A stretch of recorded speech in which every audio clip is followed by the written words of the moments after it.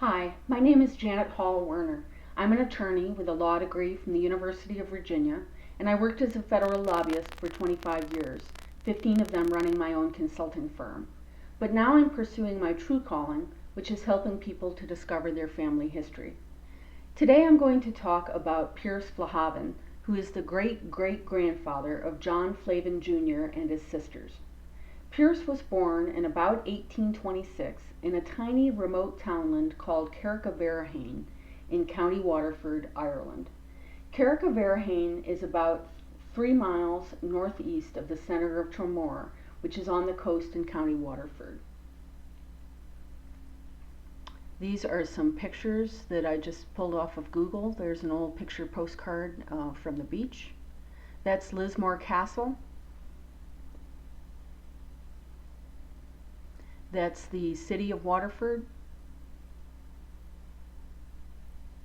That's Tramore. And that's the little harbor at Tramore. Unfortunately, there is no record of Pierce's birth. The records for that parish are only available beginning in 1829, and he was born around 1826. But this is the baptismal record of his brother Jacob, born in 1829, written in Latin as the priests did back then. And this is Pierce's sister Ellen, or Eleanor's baptismal record, born in February 1832. We know from these records, which are confirmed also by later records, that Pierce's father's name was Philip and his mother's maiden name was Catherine Power. And Power is a very common name in that part of Ireland.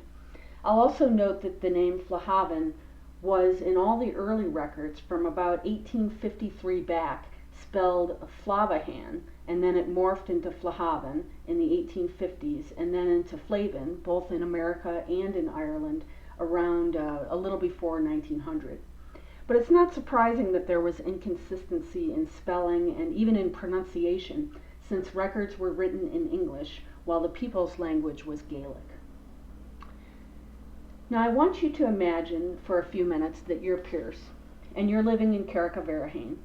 You're Catholic, of course, and you walk every week, perhaps more often, to your local church. Unfortunately, your church is not still standing, but it probably looked a lot like this church, which was built during that time period. The year is 1836, and you're about 10 years old. Perhaps your family looks like this.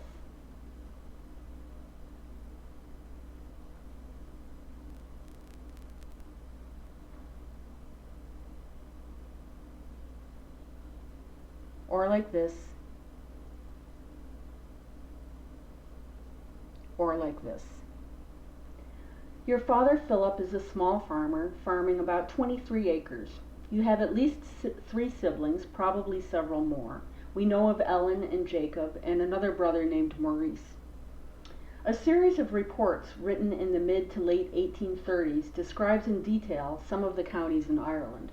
Unfortunately, County Waterford was not covered, but the reports are instructive as to how the peasant class lived back then.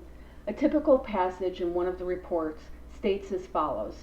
Under a section called Habits of the People, the report states, quote, "Their habits are bad, being very much addicted to whiskey and party fights. Their houses are of limestone, but very little of it is expended in whitewashing the cabins, either inside or out. The cow, horse, or ass lives in the same room with the family, and dirt and filth are the common characteristics of their dwellings. In this state of things, some drag out existence for 100 or more years. They do not marry very early," unquote. Now remember, this was written by an Englishman, and it's clear that the English held nothing but contempt for their Irish subjects. But it's probably accurate in terms of the content. You have to remember what the Irish were up against, though.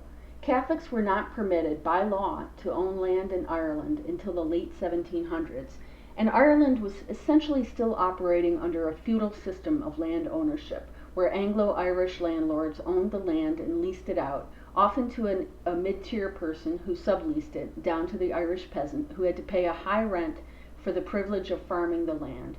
Then the peasants were taxed by the British Crown, taxed by the Anglican Church, the Church of England, which they did not attend, and if they were Catholic, which the vast majority of the peasant class was, they were also taxed by the Catholic Church. It's no wonder that they drank. They would have paid their taxes in the potatoes they grew, the eggs laid by their chickens, the pork produced by their pigs. So it's 1836 and you're about 10 years old or so.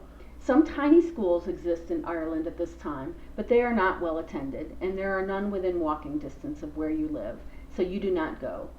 But you do speak both Irish or Gaelic and English. You don't know how to read or write, and you will never learn. Now fast forward about 9 years.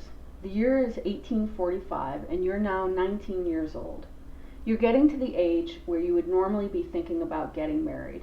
And then that summer, 1845, a mysterious blight appears on your family's potato crop. And it turns out that the blight has appeared on the potato crop all across Ireland. The effect of the blight was devastating, and about 1/3 of the potato crop was lost that summer.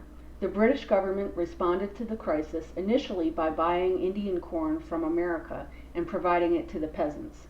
They also opened some soup kitchens and began some public works projects. The next summer, 1846, the blight returned and the potato crop failed completely. And importantly, a new Whig government was elected in Britain.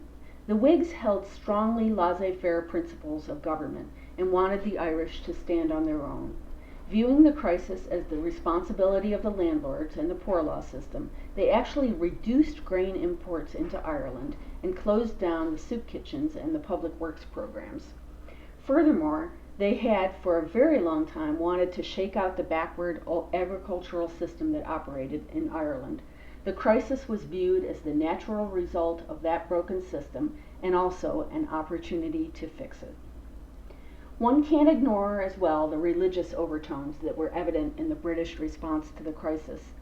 The Whigs were generally devout Protestant evangelicals who saw their material success as the direct result of their Protestantism, while they viewed the Irish as lazy, drunk, and slothful, which they equated with Irish Catholicism. The next summer, 1847, the blight did not return, but the peasants had planted so few potatoes because they had eaten their seed potatoes instead of planting them after the crop failure the previous year. 1847 was called Black 47. People were now dying of starvation and the diseases caused by starvation, namely typhus and relapsing fever. And hordes of starving peasants roamed the countryside, looking for food or for anything that could possibly help them. The poor law system, which was supposed to provide a safety net in case of an economic or agricultural crisis, was completely overwhelmed. And now the landlords themselves were becoming stretched, since many people were now unable to pay their rents. So the landlords became tougher on the tenants, and evictions increased, throwing more destitute and starving families into the streets and onto the countryside. When the potato crop failed again in 1848, the result was, again, catastrophic. The only choice for many to escape starvation was emigration. They crammed onto ships heading for New York City, Boston, Canada, Australia, anywhere but here. Many of them were so depleted that they died on the journey or upon their arrival. It is estimated that about 200,000 people emigrated from Ireland in 1847 alone, with 20% perishing on the trip or on arrival. That's 40,000 people in 1 year alone. And they were truly wretched. Other immigrants arriving to America at the time were poor, but nothing like the Irish, who were starving, sick, and destitute. Emigration became a way of life for Ireland in the years and decades after that. While the potato crop recovered after 1852, millions had either died or emigrated by then. The numbers tell the story. This number here, 2 million, is certainly an overstatement. Modern estimates are that about 750,000 people died in the famine, and another 750,000 people emigrated. The 1841 census before the famine showed a population of almost 8.2 million. In 1851, that population had been reduced to 6.5 million, a reduction of 20%. Imagine if our country lost 60 million people over the course of 7 years. That was the comparable loss for Ireland, and the emigration would continue in waves over the following decades, resulting in a population decline to less than 4.4 million people in 1911. The population has recovered somewhat since then, but it is still, to this day, not at its pre-famine level. This is a picture of the Famine Memorial in Dublin.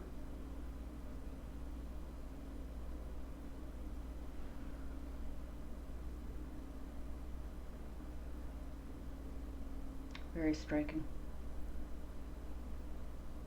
The famine left a large imprint in the psyche of Ireland, and it engendered an almost unspeakable contempt among the Irish, both those who left and those who stayed, for the British, who occupied the richest country in the world and who were willing to let an entire people starve to death.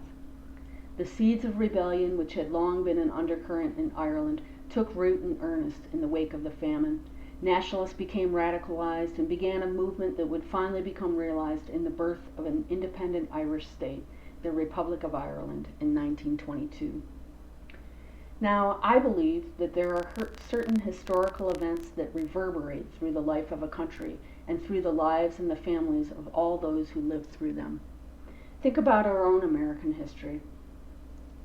The Revolutionary War, the Civil War, culminating in the assassination of Abraham Lincoln, the Great Depression, Pearl Harbor, which certainly reverberated through the Flahavan family, the assassination of President Kennedy, 9/11. For Ireland, the famine was like that. It was one of the great hinge points of Irish history, and it reverberated through the country as a whole and through all the families who lived through it. A large majority of families living in Ireland at the time would have lost at least one family member. I believe it is highly likely that Pierce's family lost at least one family member, and probably more than one. So it is against this backdrop that we look at the rest of Pierce's life and the lives of his children. That is the end of part 1. Please join me for part 2.